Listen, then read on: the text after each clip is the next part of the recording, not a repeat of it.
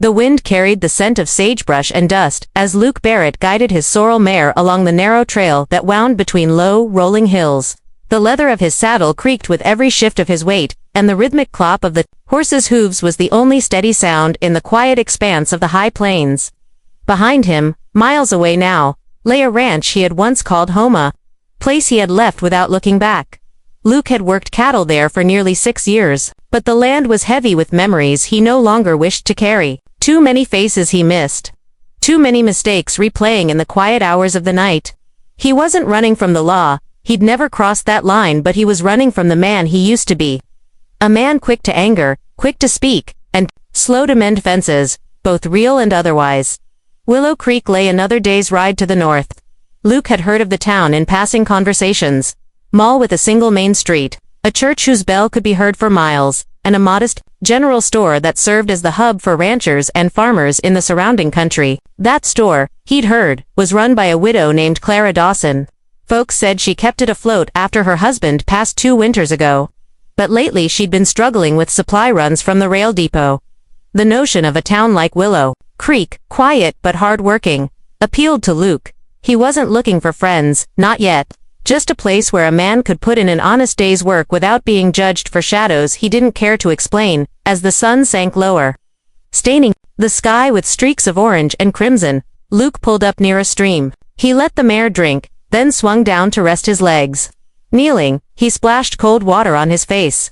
It bit against his skin, waking him from the weary rhythm of the ride.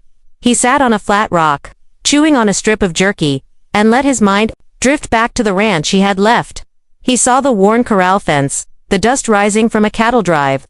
The way tempers had flared one summer afternoon when a neighbor accused him of mishandling a stray herd. The truth had been simpler and far less damning, but in the small, tight-lipped community, truth sometimes mattered less than how quick a rumor could travel.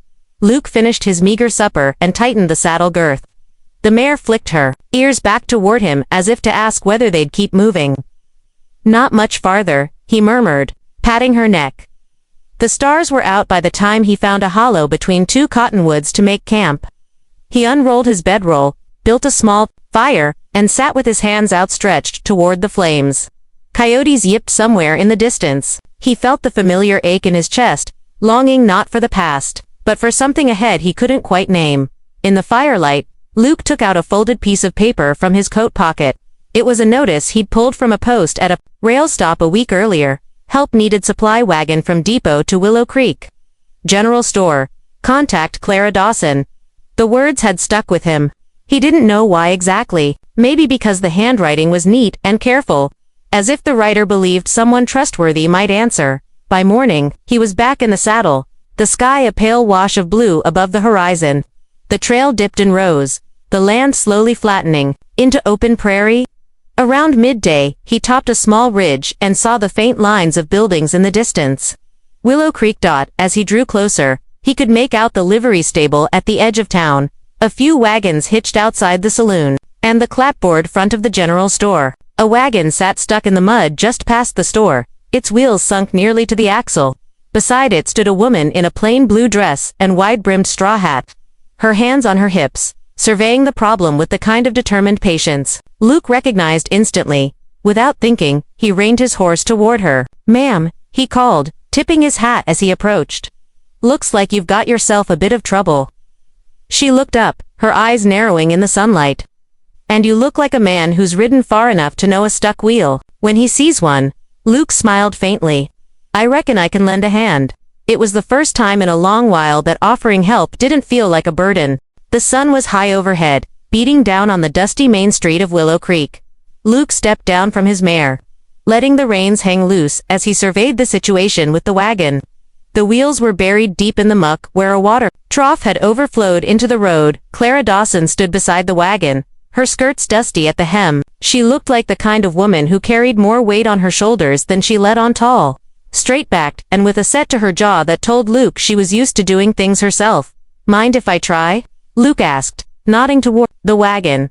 "I'd be glad for the help," Clara replied, stepping aside. "Been at it near an hour, and it's not budging." Luke moved around to inspect the wheels, then fetched a length of rope from his saddlebag, tying one end to the wagon, and the other to his horse's saddle horn. He gave the mare a gentle click. With a steady pull, the wheels eased free of the muck and rolled forward onto solid ground. "Well now," Clara said, brushing her hands together, "I'd say you've just earned yourself a proper thank you." She gave him a small smile, one that softened her face. Luke tipped his hat. "Glad to do it, ma'am." "Clara Dawson," she said, offering her hand. "Luke Barrett," he replied. Shaking it lightly. Clara gestured toward the store. "If you've a mind to, come inside and cool off. I can't pay you for the help, but I can offer you a glass of lemonade." Inside, the general store smelled faintly of coffee beans and dried tobacco. Shelves lined the walls, neatly stacked, with flour sacks, jars of preserves, bolts of fabric, and tins of hardware. A big ledger sat open on the counter. Clara poured the lemonade and set a glass in front of Luke. "Not many pass through Willow Creek without a reason. You looking for work?" "Something honest," Luke said. "Figured I might find it here." Clara tilted her head. "Well, the livery stable could always use an extra hand. And I could use help hauling supplies from the depot in Milford once or twice a month." Luke nodded slowly. "I'll pay the livery a visit." When he stepped back outside, the street was alive with the quiet hum of a small town going about its business. A blacksmith pounded away in his open shop, the clang of hammer on iron ringing clear. Two boys chased each other past the saloon, their laughter carrying down the street. An older man sat outside the barber shop, whittling a stick and watching the world go by. Luke led his mare to the livery stable, a long low building that smelled of hay and horses. The owner, a wiry fellow named Amos Clark, looked him over with a shrewd eye. "You ride in just now?" Amos asked. "That's right," Luke replied. "You any good with horses?" "I've been riding since I was big enough to climb in a saddle." Amos grunted. "Could use help mucking stalls and feeding in the mornings. Pays fair. If you can handle the work, you've got yourself a spot." Luke agreed, grateful to have something settled. That night, he rented a small room above the livery, nothing more than a narrow bed, a table, and a washstand, but it was clean and quiet. The next few days passed in a steady rhythm. Luke rose with the sun, worked the stalls, and kept to himself. He saw Clara now and then passing on the street, or stopping by the stable to collect a sack of grain. Each time, she greeted him with the same straightforward warmth. But he also noticed the way some townsfolk looked at him, a quick glance, a whisper as he passed. It was the same sort of watchfulness he'd known before. The kind that said people were curious but not yet convinced of a stranger's worth. Still, Willow Creek had a gentleness about it. At night, from his window, Luke could hear the soft chime of the church bell marking the hour, the murmur of voices from the saloon, and the wind moving through the cottonwoods by the creek. For the first time in a long while, he felt like maybe he'd found a place where the past didn't have to follow him at every step. The days in Willow Creek settled into a quiet pattern. Luke worked mornings at the livery, afternoons helping Amos repair a fence or mend a saddle. And sometimes in the evenings, he'd ride out along the creek to let his mare stretch her legs. He kept his head down, spoke politely when spoken to, and avoided the saloon unless he needed a warm meal. But small towns have long memories and sharp eyes. It didn't take long for a whisper to find its way into the right or wrong ears. It began at the general store one Wednesday afternoon. Luke had stopped in to buy a sack of oats when two men at the counter, ranch hands from a spread west of town, lowered their voices just enough to make their words travel. "Name's Luke Barrett, ain't it?" one said. "That's him," the other replied. "Heard he got himself mixed up in rustling over near Dry Creek a few years back. Could be trouble." Luke's jaw tightened. He kept his eyes on the oats as Clara weighed them out. She glanced at him, sensing the tension. The first man leaned an elbow on the counter. "You planning to stay long in Willow Creek, Barrett?" Luke met his gaze evenly. "Long as there's work to be done, and no reason to leave." Clara slid the oats across the counter with a firm motion. "That'll be $1 even," she said, her voice leaving no room for further comment. The men exchanged a glance, muttered something under their breath, and left. Luke took his purchase and turned to go, but Clara's voice stopped him. "Pay no mind to talk, that doesn't come straight from me," she said. "Folks around here like to make their own stories if they don't know the truth." Luke gave a small nod. "I'm used to it." That evening, as the sun dipped behind the ridge, Luke sat outside his small room above the livery, watching the sky fade to purple. He thought of how quickly the past had a way of catching up, no matter the miles between. It wasn't the first time strangers had judged him before knowing the whole of it. Still, Clara's words lingered with him. She didn't ask questions, didn't pry, just gave him the benefit of silence. The next morning, work was steady. Amos had him shoe 2 horses and load a wagon with hay bales. By noon, Luke was sweaty, dusty, and ready for a drink of water. As he crossed the street toward the well, he saw Clara outside her store, struggling with a crate nearly as big as she was. Without thinking, he walked over. "Here," he said, taking the weight from her arms. "You've got your own work," she protested. "Not if it keeps you from hurting your back." She smiled faintly. "Well, I won't argue with that." They carried the crate inside. Luke set it down on the counter, and Clara brushed the dust from her hands. "You strike me as a man who's seen the rougher side of things," she said. Luke hesitated, unsure if it was a question or an observation. "I have," he admitted. "Then you know how fast people can talk. I've been on the wrong side of it myself." Luke looked at her then, surprised. Clara didn't elaborate, but there was something in her tone of weariness that came from experience. "Not hearsay." He tipped his hat. "I appreciate you saying that." She gave him a quick nod, then turned to sort the supplies. "If you're not too busy come Saturday, I could use a hand with some repairs on the store's porch steps." Luke agreed without hesitation. By the week's end, the porch was in better shape than it had been in years, and Clara insisted on paying him in a fresh loaf of bread and a jar of peach preserves. That night, sitting by the window with the bread still warm in his hands, Luke realized something. The whispers might follow him for a while, but here in Willow Creek, there was at least one person willing to see past them, and that, he thought, was a start. The days grew warmer as spring settled fully over Willow Creek. The creek ran a little higher with snowmelt, and the air smelled of fresh grass and tilled earth. Luke found himself at Clara's store more often, sometimes on errands for the livery, sometimes just to see if she needed a hand. One Tuesday morning, he stopped by to deliver a repaired bridle she'd asked Amos to fix. Clara was behind the counter, tallying figures in her ledger. "Perfect timing," she said without looking up. "The roof's been leaking in the storeroom. I was going to try patching it myself, but since you're here," Luke grinned faintly. "You hand me a hammer, and I'll see to it." Up on the roof, Luke worked steadily, replacing a few warped shingles and tightening loose nails. From up there, he could see the whole of Willow Creek, the church steeple, the saloon with its faded sign, the smithy's chimney sending up a thin ribbon of smoke. Clara's store sat right in the middle, as much a part of the town as the dusty street itself. By the time he climbed down, Clara had set out 2 mugs of coffee on the porch. They sat for a while in companionable silence, watching a wagon rumble past. "Most folks here think of you as quiet," Clara said at last. Luke sipped his coffee. "Quiet's easier than saying the wrong thing." She gave him a sideways glance. "Or easier than letting people get close." Luke didn't answer, but the truth sat heavy in his chest. A few days later, the town was hit with one of those sudden spring storms that roll in without warning. The sky turned dark in the middle of the afternoon, wind picking up fast. Luke was finishing chores at the livery when he saw Clara struggling to pull the awning down over her store's front windows. Rain came in hard sheets, and the wind threatened to rip the awning loose. Luke sprinted across the street, boots splashing through the growing puddles. "Get inside," Clara shouted over the noise. "Not until this is tied down," he called back. They worked side by side, tying the awning fast with rope from the wagon shed. Once it was secure, Clara started toward the door, but Luke's eyes went to the roofline.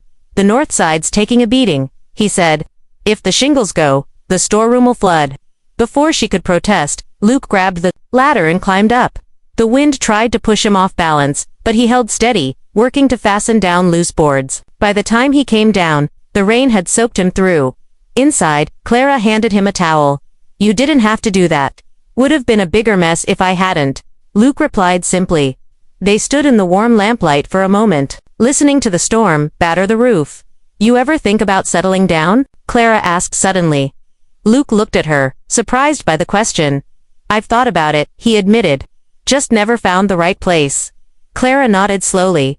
"Well, Willow Creek's the kind of place that gives a man room to prove himself." Luke caught the faintest hint of a smile on her lips before she turned back to the counter. The storm passed by midnight, leaving the air cool and clean. The next morning, townsfolk were out early, mending fences and sweeping away debris. Clara's store stood unharmed, thanks in no small part to Luke's quick work. When he passed by later that day, Clara called from the doorway, a fresh pie cooling in the kitchen. Come by this evening and take half for yourself. It wasn't much, maybe, but Luke felt the smallest seed of something steady take root inside him. Trust, he knew, wasn't built in grand gestures. It was built in small steps, one roof shingle, one tied rope, one shared cup of coffee at a time. The summer sun had baked the dirt street into hard-packed clay by the time the freight wagon rattled into Willow Creek. Two men Luke didn't recognize climbed down from the driver's bench.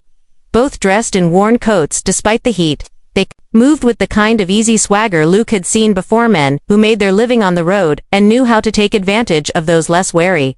Clara was standing outside her store, ledger in hand, ready to check the shipment she'd been waiting on for weeks. It included flour, coffee, and several bolts of fabric she'd promised to local ranch families. Luke, finishing up at the livery, wandered over when he saw the wagon stop. The taller of the two traders tipped his hat with a grin that didn't reach his eyes. "Mrs. Dawson, we got your goods from the Milford Depot, but there's been an adjustment in price." Clara frowned. "The price was agreed upon when I placed the order." "Yeah, well, Depot raised its storage fee. Extra $10 to release the goods." Luke noticed the way the shorter man kept glancing around, avoiding direct eye contact. His gut told him this wasn't about depot fees, it was about seeing what they could get away with. "That's not the depot's handwriting on your bill," Clara said sharply, scanning the paper the tall man handed her. The man shrugged. "Take it up with them if you like, but we'll be heading on with the shipment if you can't pay." Clara's face tightened. Luke stepped forward, his voice calm but firm. "Mind if I take a look?" The tall man gave him a slow once-over. "Who's asking?" "Luke Barrett," he said, taking the bill from Clara's hand before the trader could protest. He studied the paper, noting the crude scrawl and the faint impression of the original number beneath it. "Looks to me like somebody took a pencil and added a 1 in front of the 0. The shorter man shifted uncomfortably. The taller one bristled. "You calling us liars?" "I'm saying," Luke replied evenly, "that you've got two choices: deliver the goods at the agreed price, or take them back and explain to the depot why you're hauling unclaimed freight through their territory." A long silence followed. Luke didn't move, didn't raise his voice. He simply met the man's gaze until the bluff broke. "Fine," the tall man muttered. "Have it your way." They unloaded the shipment without another word. Clara signed the original bill, paid the correct amount, and watched as the traders climbed back into their wagon and rattled out of town. She turned to Luke. "You didn't have to do that." Luke shrugged. "Seemed to me they were counting on you being too polite to argue." Clara studied him for a moment, then smiled faintly. "I'm learning that polite doesn't mean you have to be a pushover." Together, they carried the goods inside. It took the rest of the afternoon to unpack and store everything. Luke lifted the heavy sacks while Clara stacked the fabric and jars. When they were done, she set a glass of sweet tea on the counter in front of him. "For what it's worth," she said, "I don't think the rumors about you matter much. Actions speak louder than talk, and I've seen plenty of yours." Luke felt a slow warmth spread in his chest, not from the tea, but from the quiet certainty in her voice. That evening, as he walked back to the livery, he caught himself glancing toward the store's lit windows. Clara was there, moving between the counter and shelves, her movements sure and steady. It struck him that she wasn't just running a store. She was holding together a piece of the town itself. And maybe, just maybe, he was becoming a part of that picture. It was a clear late summer morning when Luke saw the rider coming in from the south. The man sat tall in the saddle, moving at an easy lope, dust trailing behind him. Even at a distance, Luke felt the old prickle of recognition. He'd hoped never to see that face again. By the time the rider entered Willow Creek's main street, Luke was standing outside the livery, his hands resting lightly on the rail. The man pulled up short when he saw him. "Well, I'll be," the rider said, a slow grin spreading. "Luke Barrett. Didn't figure I'd find you in a place like this." Luke's voice stayed steady. "Tom Riker, you passing through?" Could be, I'm looking for work," Riker replied, dismounting. "Word travels, you know. Folks said you lit out from Dry Creek after that misunderstanding with the cattle." A couple of townsfolk nearby paused to listen. Luke felt their eyes on him, the weight of old suspicion rising again. "I told the truth then, and it hasn't changed," Luke said quietly. Riker's grin didn't falter. "Funny thing about truth, it sounds different depending on who's telling it." With that, he tied his horse and headed into the saloon. Luke knew the gossip would spread before the hour was up. By midday, the air in town felt heavier. He stopped by Clara's store to deliver a repaired harness and found her stacking canned goods on the shelves. She looked up and studied his face. "Something's wrong," she said. Luke hesitated, then nodded. "A man from my past showed up today. Name's Tom Riker. He was there when I got accused of rustling near Dry Creek. Folks believed it because I was the one moving the cattle when the sheriff rode up." "What really happened?" Clara asked. Luke set the harness on the counter and leaned against it, arms folded. "Neighbors heard got spooked during a storm, broke through the fence. I was rounding them up before they scattered farther. Riker claimed I was driving them toward my own place. Sheriff believed him over me. No proof either way, but the talk was enough to make work hard to come by. I left rather than fight a battle I couldn't win." Clara was quiet for a moment, her eyes searching his. "Why didn't you tell me sooner?" "Because I didn't want to bring trouble to your door," Luke admitted, "and because sometimes, explaining feels like trying to lasso the wind doesn't change where it's already blown." She set down the can in her hand and stepped closer. "Luke, I've learned the hard way that people will believe what they want. All you can do is keep living in a way that makes the truth plain. I trust you." The words hit him deeper than he expected. "That means more than you know." That afternoon, Riker made himself comfortable in the saloon, trading drinks for stories. Luke could feel the glances when he walked by, measuring, weighing, wondering if the stranger's words were true. He didn't rise to it. Instead, he kept to his work, helping Amos with a broken stall door and mending a torn harness strap. When evening came, he returned to the store to check the porch steps they'd repaired weeks earlier. Clara was locking up, the last of the day's light spilling across the street. "Storm held off today," she said, looking up at the sky. Luke nodded. "Some storms don't come from clouds." She smiled faintly. "Maybe not, but they pass all the same." As they walked together down the street, Luke realized something. In every other place he'd tried to start over, the weight of his past had driven him out. But here, with Clara's steady belief in him, the weight felt lighter. Riker might stir the dust for a while, but Luke wasn't planning on riding out this time. Not unless he had to, and not without saying what he'd come to mean to this town, and to Clara. Autumn settled over Willow Creek with crisp mornings and golden lights slanting across the prairie. The cottonwoods along the creek turned bright yellow, their leaves rattling like coins in the wind. Luke had been in town nearly half a year, and the rhythm of his days felt as steady as the ticking clock in Clara's store. Riker had left 2 weeks after his arrival, his stories losing their shine when no one saw proof to back them up. Luke didn't ask where he went. Some chapters didn't need revisiting. Since then, business at the store had picked up. Clara's shelves stayed well-stocked thanks to Luke's regular trips to the depot. And customers noticed the repairs, the fixed roof, the sturdy porch steps, the freshly painted trim.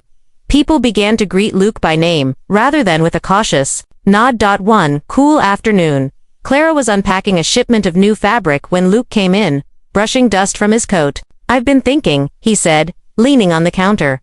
"That sounds dangerous," she teased, folding a bolt of calico. Luke smiled. "Not too dangerous. Just the land south of town. There's a stretch near the creek with good grazing, and space enough for a house." Clara looked up from her work. "Planning to build yourself a place?" "I was thinking," Luke said slowly, "that maybe we could build something together. The store's doing well. I could keep working the livery and run some cattle on the side. You'd have help with supply runs, repairs, whatever you need. And," he hesitated, then met her eyes, "it wouldn't just be business. I'd want it to be our home." For a moment, Clara didn't speak. The store was quiet except for the creak of the floorboards as she stepped around the counter. "Luke Barrett," she said softly, "are you asking me what I think you're asking me?" He nodded once. "I am." Her smile started small but grew until it warmed her whole face. "You've got a way of fixing more than just leaky roofs and broken steps. You've mended things I thought would stay cracked forever." Luke felt his chest tighten in a way that wasn't painful, just full. "So that's a yes." "That's a yes," she said, her voice steady. The weeks that followed were a blur of planning. Luke spoke with Amos about adjusting his hours, and Clara arranged for a young girl from a nearby farm to help mind the store on busy days. Together, they walked the piece of land Luke had in mind. The creek curved gently through it, and a stand of cottonwoods offered shade for what would someday be a porch. They began by clearing brush and marking where the foundation would go. Neighbors stopped by to lend a hand. Men Luke had worked alongside. At the livery, women who had traded at Clara's store for years. There was laughter, shared meals, and the sense of belonging that had eluded Luke for so long. One evening, after the last of the helpers had gone home, Luke and Clara stood side by side, looking at the rough frame of their future home. The sky was streaked with pink and gold, the air carrying the faint smell of wood shavings. "Doesn't look like much yet," Clara said, tucking a stray strand of hair behind her ear. "Looks like everything to me," Luke replied. They stayed until the first stars appeared, neither in a hurry to leave. For Luke, the sound of the creek and the sight of Clara beside him were proof that the past didn't have to define the road ahead. When the house was finished that spring, it wasn't grand. 2 bedrooms, a wide porch, and a kitchen big enough for Clara's baking, but it was theirs. Luke kept a small corral for his mare and a few cattle, and every morning he saddled up to ride the fence line before breakfast. Clara kept the store running with her usual quiet efficiency, and Luke was there to help whenever he could. Life wasn't without its trials. There were lean months, broken wagons, and the occasional stubborn storm, but they faced each one the same way they'd begun, side by side, and in Willow Creek. Folks no longer spoke of Luke Barrett's past. They spoke, instead, of the man who had helped build a store, a home, and a future filled with love.